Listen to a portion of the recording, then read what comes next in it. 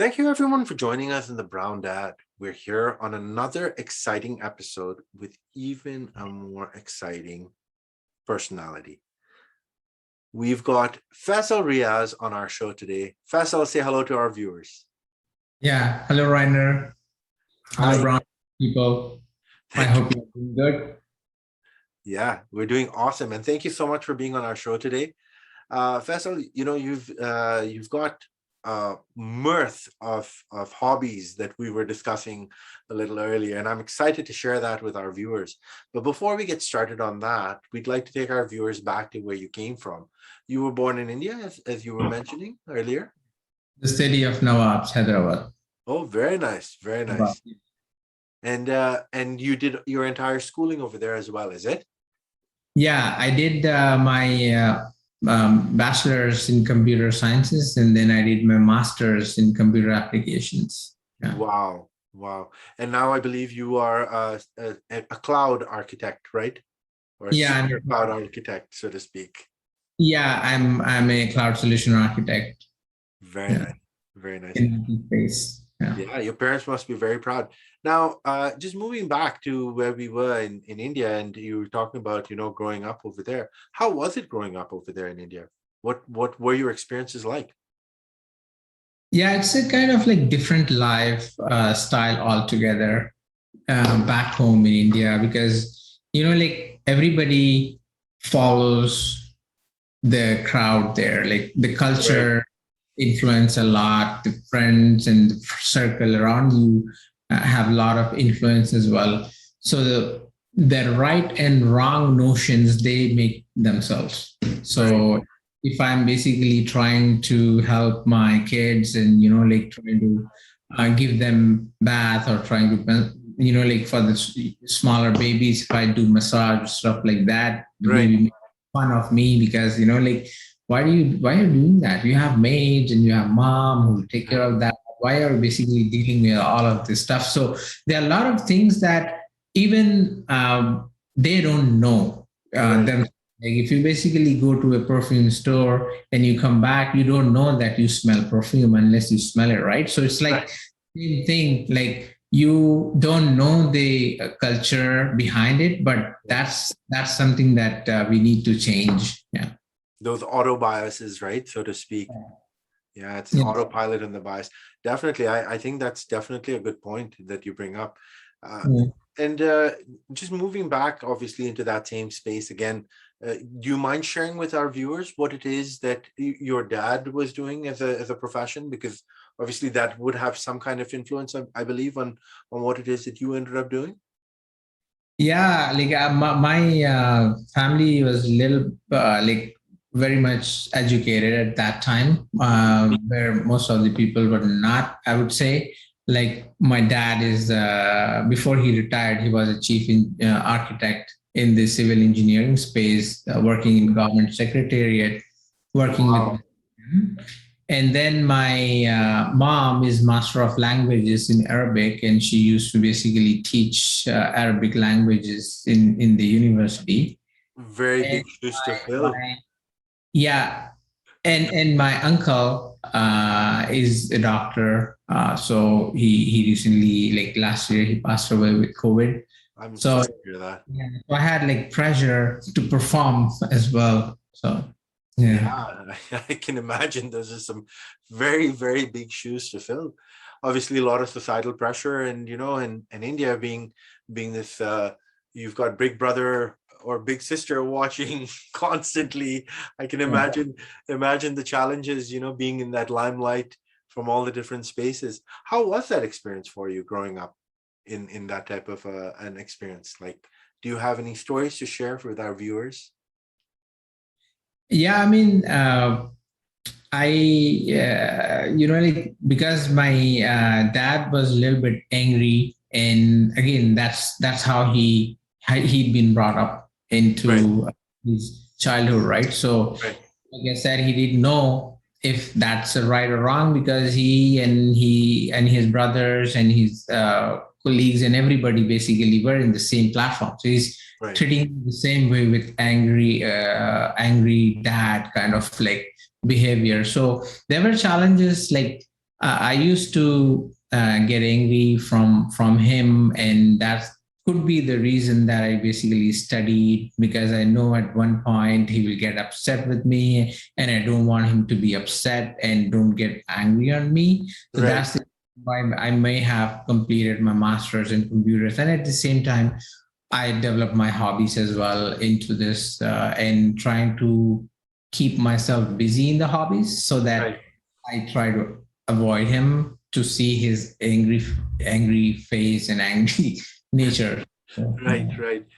That's definitely, a challenge because it's not just yourself, but a lot of people that grow up in brown homes obviously have that kind of experience. The angry dad, and that kind of that's put a little pressure. I fully understand that. Now, obviously, you've taken it and blossomed into so many different hobbies.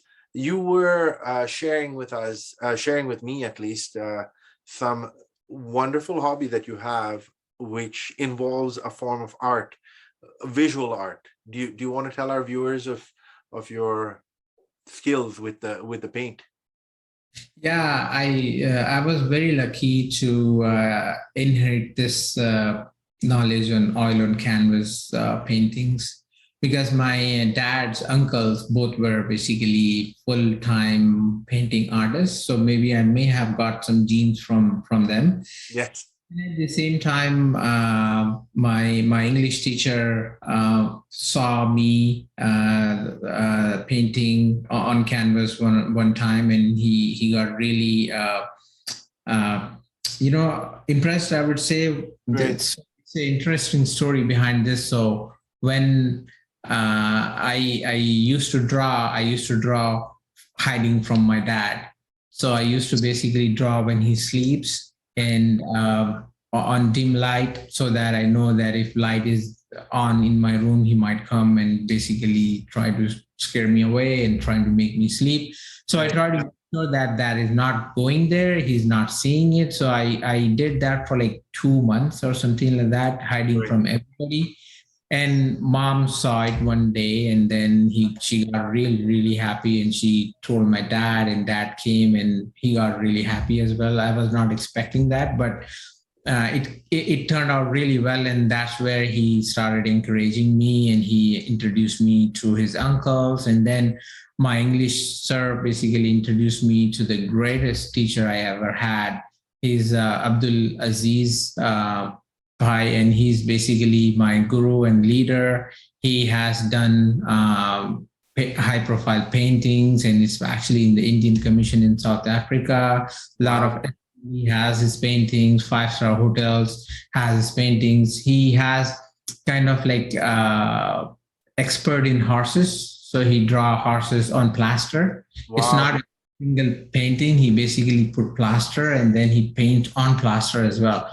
So he taught me, and I basically learned from him. And then he helped me set up exhibitions in India. So I did hosted my exhibitions, sold some of the paintings. And then during that time, I also met with Abdul Latif Farooqi. He's also a 3D sketch artist, and he's Wow. also world renowned. So I worked with them. My English sir basically introduced me to them. And lucky enough, I learned all of that when I came to Canada. I didn't even touch Canvas.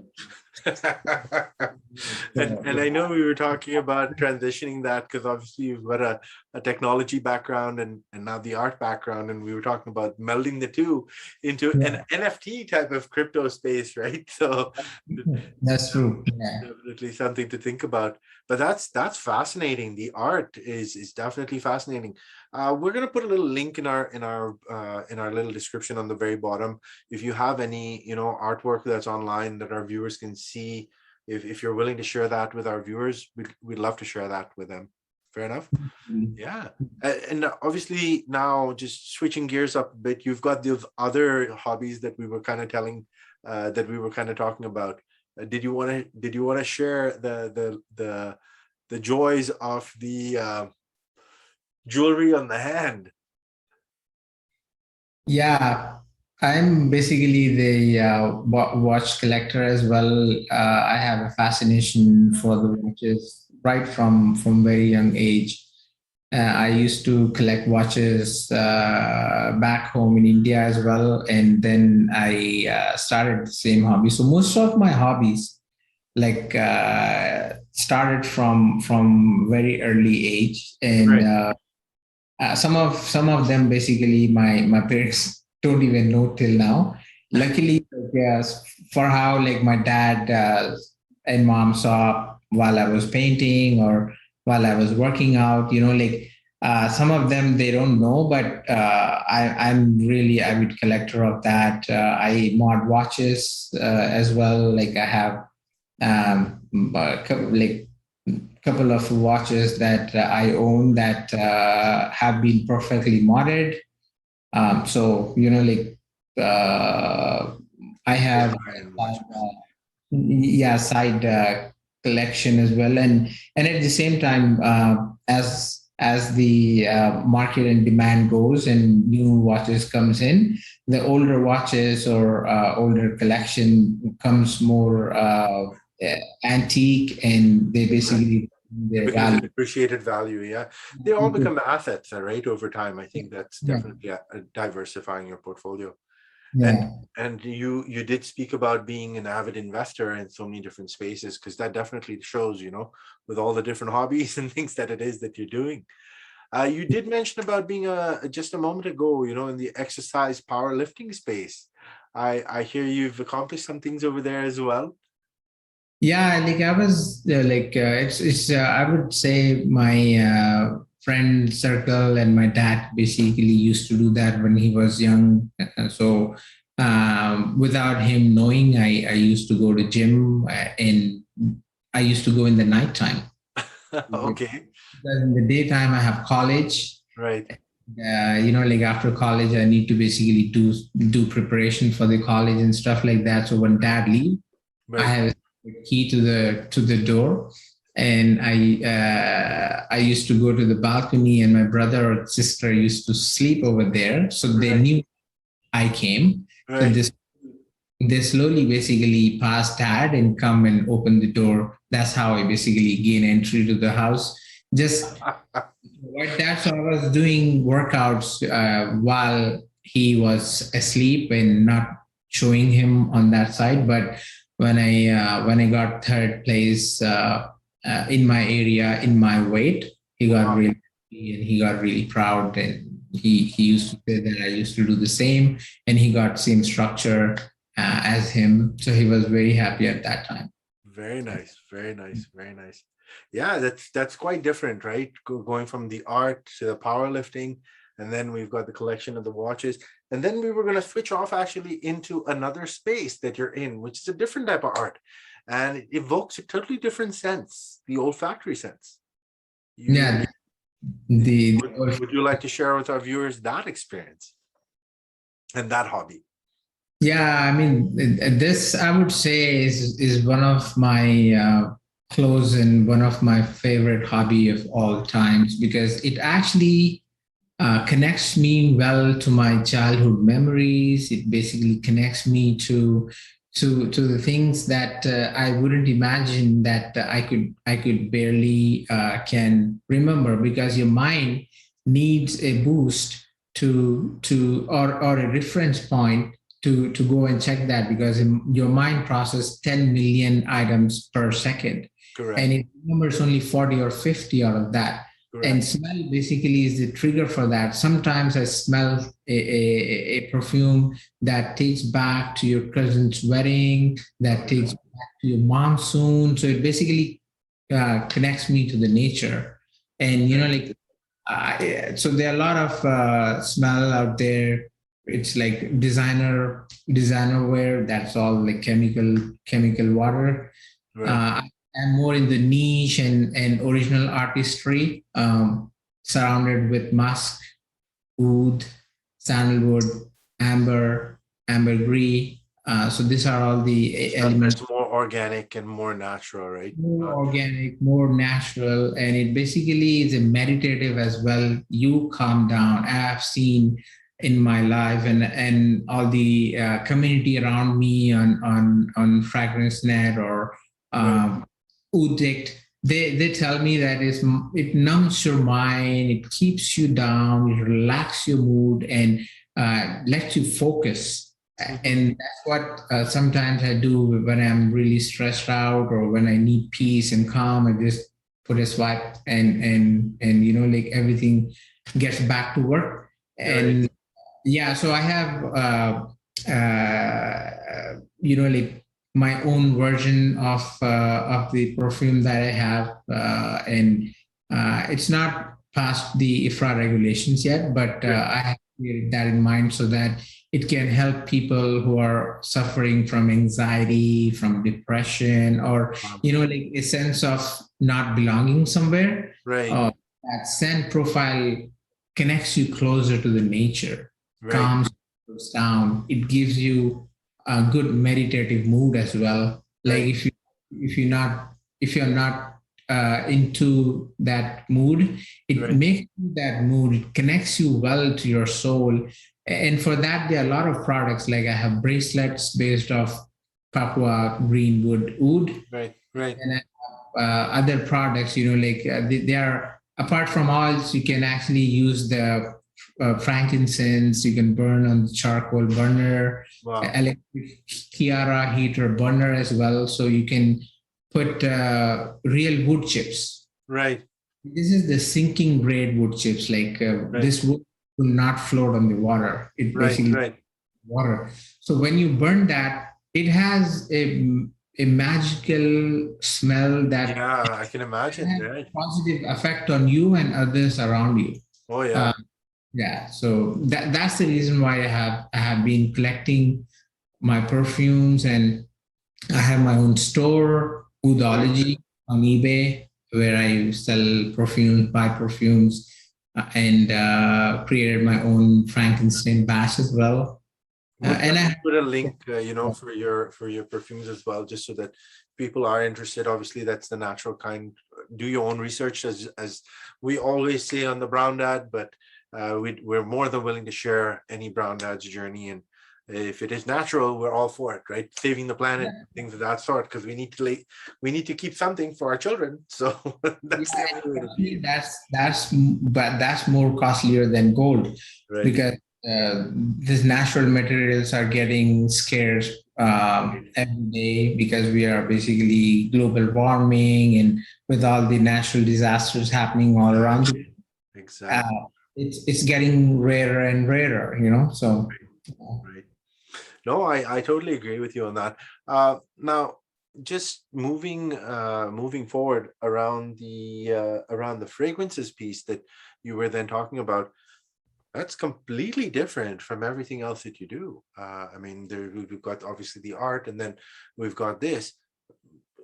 Olfactory sense being one of the earliest senses, it definitely brings you back, and memories, everything triggered, because we do remember stuff sequentially, and all our memories are kind of interwoven on previous memories. That being said, the olfactory sense is one of our most developed senses because it's one of the earliest senses that develop, right? So definitely completely different from what it is that you do. And then we've now branched into another space, which is book writing, right? And you've written some books you've written a book, I believe, in the past, and a couple more books. Would you like to share with our viewers about that as well?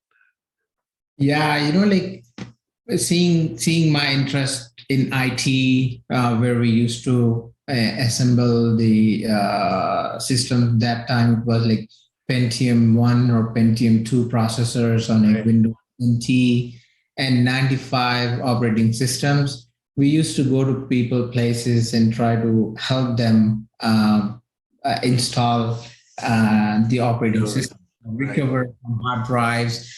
So I had an interest way starting my education, like in bachelor's and master's as well, and that passion continued. And when I completed my bachelor's in 2001, Hmm. my English teacher basically saw me talking about the ideas about how to prevent penetrating into the network and how you basically be a Hack a hacker network. Right. and not try to penetrate but protect the neural networks like around the globe.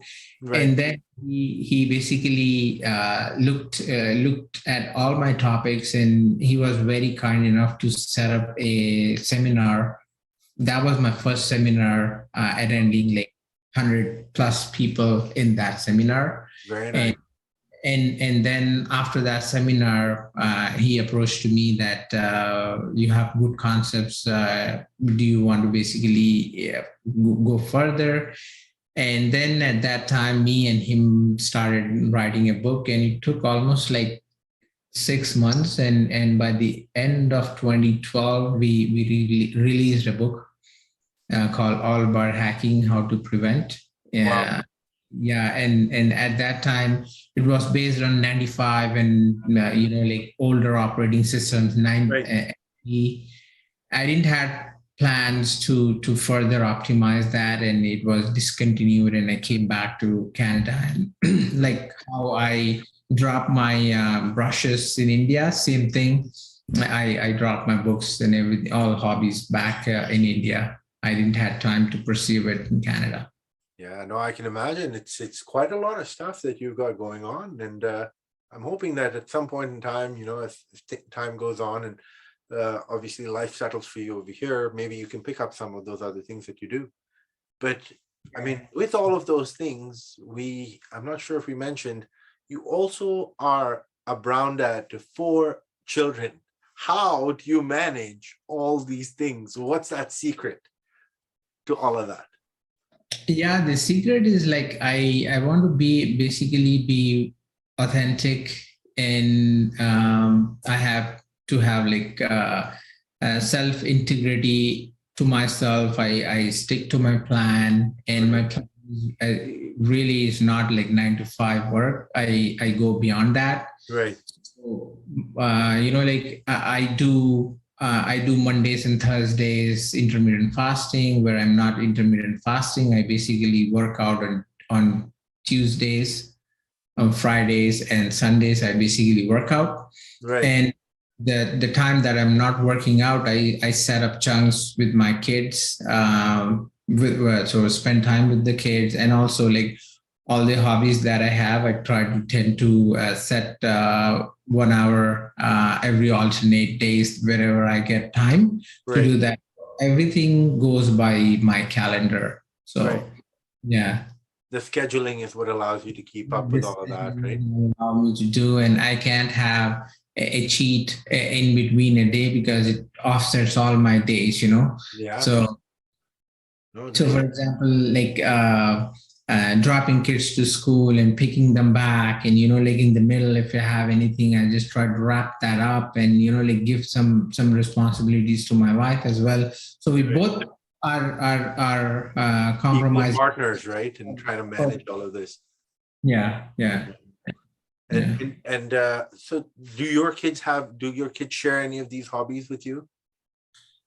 Yeah. I'm not like angry dad. So I That's appreciate most important, because the next question I was going to have for you is, obviously, you've had your experiences with your dad, and there's obviously certain constraints around it, not only dad, mom and dad with the parents and that structure, right? So how has that played out to you being a father? Like, how has that changed your perspective on fatherhood, and how it is that you play out being a dad? Yeah, like I basically saw some of the um, habits that my dad and mom had, because it's the new normal for them, right? Right. In India, being in Hyderabad, they have seen their brothers, mother, fathers, sisters doing the same thing, so they're gonna do the same thing. Their friends are doing the same thing, so they will try to do the same thing, and there's nothing wrong with it. Right. And if we come back here, it's not normal to see, we tend to do all things ourselves. Basically, we like do outside work, we do household works and chores, and like take care of the kids because we don't Correct. have ability to. There's no Uh, maids, there's no like, yeah, exactly. It's all you. no maids, like no drivers, nothing of that sort. We got Right, two maids, one for cooking and one for cleaning. Like we don't have that facility here.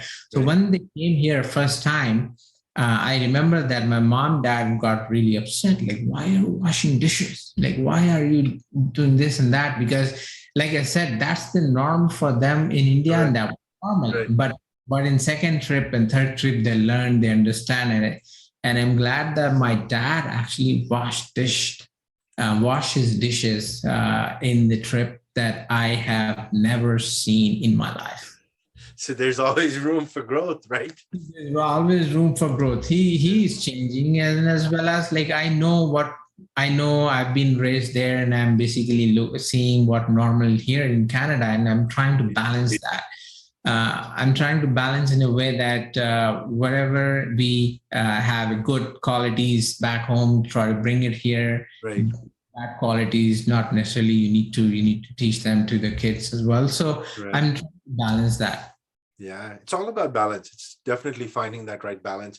Because as you said, it's between the scheduling, balancing, getting all those things done. Otherwise, that's the only way to be productive, right? And you've obviously done some personal self-development as well, into going into spaces where you are exploring how to be a better self. Did you want to share with our viewers any of that space as well? Yeah, we have like especially I took these courses for the personality development, not from me, but to help our community, help our parents and our basically even our human beings on this planet to achieve more, right? So Right. for that time, we don't know our blind spots. So Correct. I basically went for this training called Landmark Forum. Right. And Landmark Forum is basically self personality development forum, and went to the advanced courses as well. So they help you understand life in a way that you are not able to see from the lens. They want you to see from their lens, Correct. and that's exactly what happened. I took this and trying to help whatever I could with this training to my parents, to my uncle, aunt, and everybody else. And it Right. was not that effective, but it was still like give the message. And the Right. message was that you have a what happened at one side, and Right. then you have a story on the other side. So Right. what happened could be an event, Correct. could be an event that occurred to you, Right. and then on the second side, you have a story, and that story is in your mind. How that story develops in your The mind is that, perception of that event, right?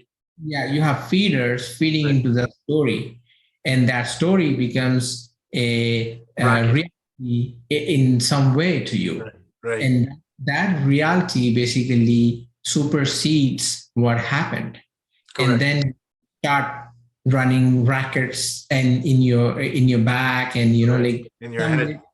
yeah, that rackets would basically be preconceived notions, Correct. uh, socio-cultural influences that you don't understand, but you need to see from your blind spot, Correct. like what how I got there, what happened, Correct. like why I'm feeling this way, why my dad is basically looking me from this way. Did I Correct. do something wrong? So I basically go back again and try to fix that, Right. and that's what we need to eliminate at this time, like between what happened and what this story is. Right. And life is basically empty and meaningless, and you have to you are the meaning making machine. So you basically make a meaning.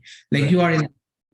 you are father, and you are parenting, and you are making a meaning to your life to Right. be a dad, to Right. be a better son to your parents, to better father to your children, and better husband to your wife as well.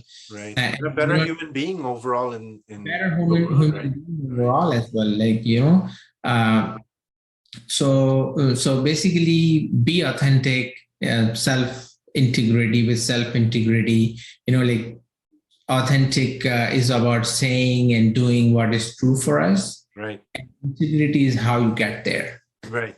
Right. With integrity, you can solve a lot of problems. Like with authenticity, you don't want any lies or falsehood behind your upbringing to the kids. Right. Everything you say is with truth and authenticity, and they basically realize it one time. Right. And with this, you basically developing and making your child basically learn this and implement them in their lives so that they can be better humans as well. Definitely. And like back home, like I know, like I've been raised as a people pleaser. Sheep, almost like a sheep, right? Like people pleaser, don't do this, what he will say, that what that person will say, what this four person will say to you, like Right. why did you not meet him, what he's gonna say, Right. all that. That Right. is people pleasing mentality, but you have to come out from people mentality, pleasing mentality, and then you have to basically go with truth telling mentality. Whatever it is, try to be truthful, authentic as you can. Right. So this socio-economic norms, social norms, will be turned and converted to a good being in this world. Yeah. And the focus is then on being the best version of yourself, right? Because that's I think most important. Because if you're not the best version of yourself, how can you expect the world to be a better place? Because everyone's then Yeah. not going to be aspire to be a better version of themselves. That's the absolute reality. But I think Yeah. those were some great words of wisdom that you shared with our viewers. Yeah, and what's done is done in the past. Like I've seen a lot of people and a lot of relationships. Like parents and like siblings and all that, Right. they have complaints in the past, but there's no bearing for the past. Like you just have to forget the past that is being stuck and uncover your new way, uncover the blind spots that you got, and like try to overcome that and stay connected with our culture, stay connected with being human. And like every person in this planet wants to achieve more with a Yeah. growth mindset. So everyone should have a growth mindset rather than a fixed mindset, so that you have more challenge to grow and progress your life, and the better upbringing for the kids as well, and for you as well, Definitely. as a son yourself. Yeah, no, I totally agree with everything that you've said. I think it resonates very well, not only with me but our viewers. I think you've encompassed all of that very well with all the varied, obviously the different hobbies that you have and different things that you've excelled at, but you've able to manage that along with being also in a normal everyday job where it's expands out of your 9 to 5, plus managing 4 kids with a partner and being a dad to those 4 children.